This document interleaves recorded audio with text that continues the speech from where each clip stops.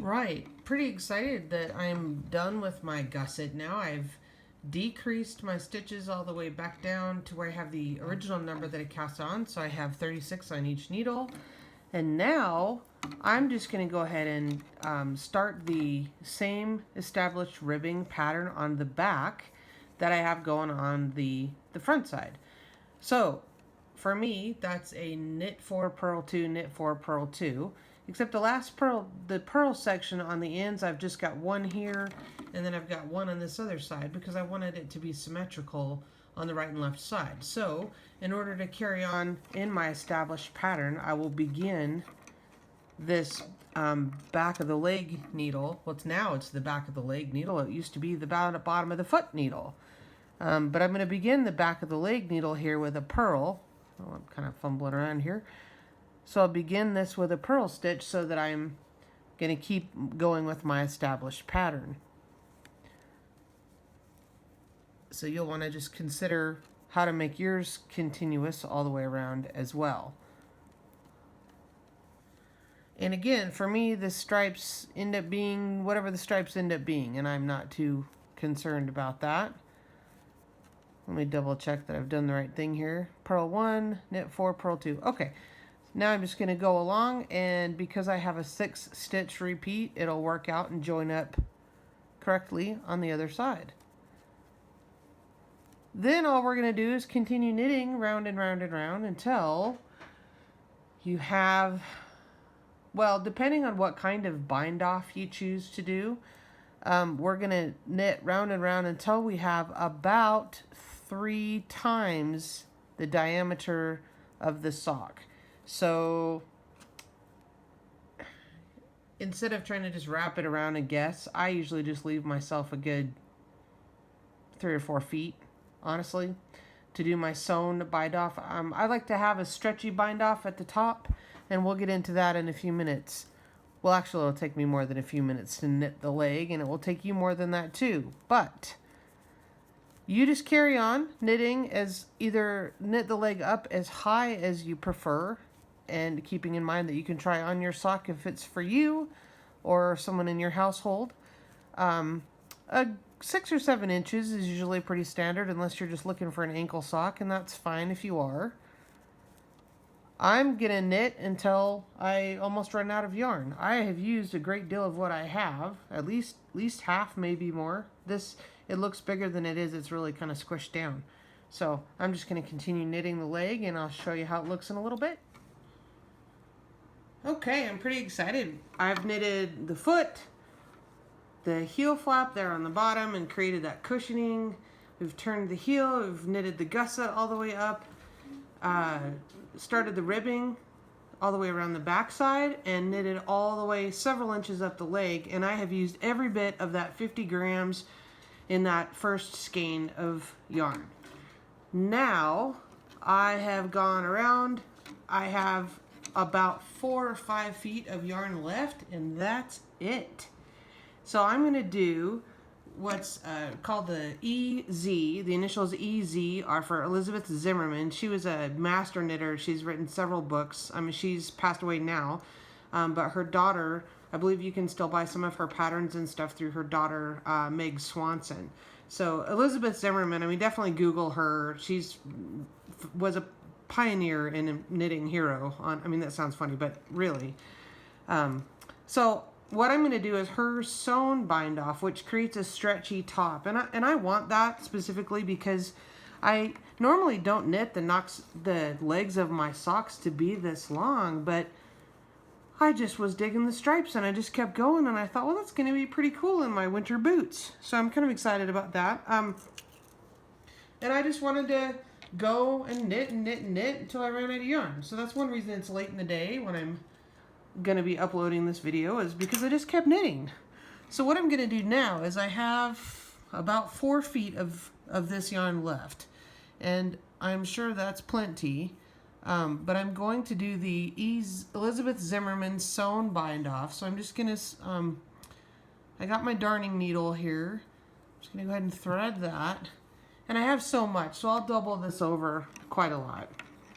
But what I'm going to do is start at the beginning of my round And I'm going to go into the first 2 stitches as if to purl. I'm just going to go in. I'm going to go in here, and but I'm not going to take them off the needle. I'm just going to go in as if to purl and go ahead and pull the yarn through. I have quite a bit of tail there. So now you can see how I've pulled that through. And then I'm going to go back through the first one. I'm not left-handed. I'm going to go back through the first one as if to knit. All right, back through the first one, the first stitch that's on the needle. Now I can take the first one, you can slip the first one, let that go ahead and drop off. And that's really that simple. You're just going to continue doing that. Put your needle through the first 2 as if to purl and pull the excess yarn through, and being careful not to tangle anything. Okay, and then you're gonna, oh my gosh, I just realized how dirty my thumb is. I apologize for that. It's farm stuff and it's cracked, and it's taken me so long to get through this sock because I keep having to put like lavender essential oil and stuff like that on my hands. It's just the winter, you know, really cold, dry winter farm hands here in Wyoming. And I do wear gloves, but the hay and just all the work outside really kind of takes a toll on my hands. So I apologize for the nastiness of my digits. Anyway, okay, where were we? That's real life though, you know. Nobody that I know that lives on a farm or ranch has perfectly manicured hands, and so we're just going to keep it real here. I lost my train of thought entirely. You know, when I said that, I was just thinking, you know, I guess if you want to go watch somebody with really nice fingernails, there are several other knitter YouTubers out there that have lovely fingernails. I do not, nor do I have time for that. Anyway, okay, so I put my yarn in as if to purl, and I went through 2 stitches, and now I'm going back through the first one as if to knit. And then I'm just going to draw the excess through there, and I can slip off that one, okay? So I'll try to get this a little bit closer here so you can see better. It is very small yarn. And I really thought about doing a knitting tutorial with great big bulky yarn and big needles so it was easier to video, but you know what? I want to knit a sock that I want to wear. So yeah, I mean, I guess I'm selfish in that way. If I'm going to spend all the time doing it and videoing it and editing it, I really want to have the finished product that I want to have when I'm done, or that I would like to give to somebody else. And yes, I could make slipper socks. I could totally do that. But you know what? I don't want slipper socks. I want slippers. In fact, my felted slipper tutorial, yeah, I need to follow my own advice there and make myself a pair, because I've made a bajillion pair for other people and I need some. I have knitted myself some in the past, but I'm about 2 years overdue. So again, I'm just going in the first 2 stitches as if to purl, pull that on through, and then go back through the first one from the left side as if you're going to knit it, and just slip it right off, okay? So you can see I've done, you know, 4 or 5 in that way, and you can see the bind off that makes. It's gonna be nice and it'll be stretchy. So I'm gonna continue that all the way around, and I'll show you what it looks like when we get a little further. All right, I only have 3 stitches left on the needle. I'm about to finish this up. So I'm pretty happy about the way this is turning out. When I get done, I'll show you how I kind of like to tuck everything in and finish it off. Now after I slip this one off here, I'm only going to have 1 stitch left on my needle. And normally, you know, we would go back in as if to purl, and that's exactly what I'm going to do. I don't have another one to work with, but I'm going to go ahead and as if I were doing another one. And that means it's kind of poking off to the left, and that's okay. What I'm going to do now is take my needle underneath here, underneath this other this other section where I started, and I'm going to try to do this left-handed so that I don't block the camera. Well, wait a second here. Okay. And then, so that way I've just kind of evened things out and taken that loop and connected it to the beginning of the round, I guess is what I'm saying. So I just kind of evened that out and connected it to the round. Then I'm going to go back in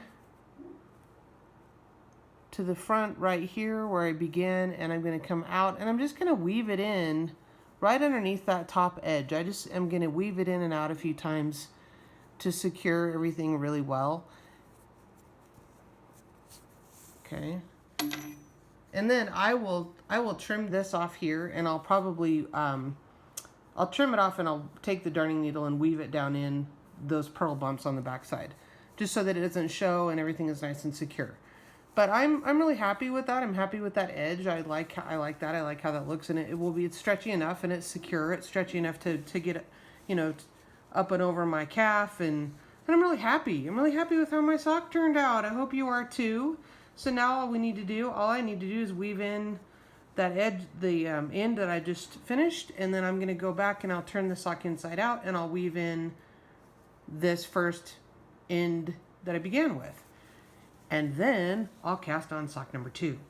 Hey there, I just wanted to say thanks for joining me for this toe up sock tutorial series. I appreciate all your comments in the Facebook group as well as down below on the videos. Also, I would appreciate, leave me a suggestion of what you want to learn next, what you want to see next, and we'll work through it together. If it's not a technique that I already am familiar with, then we'll learn together. We'll purl together. Okay, I hope you guys are having a good weekend, and I'll see you in the groups. Thanks again.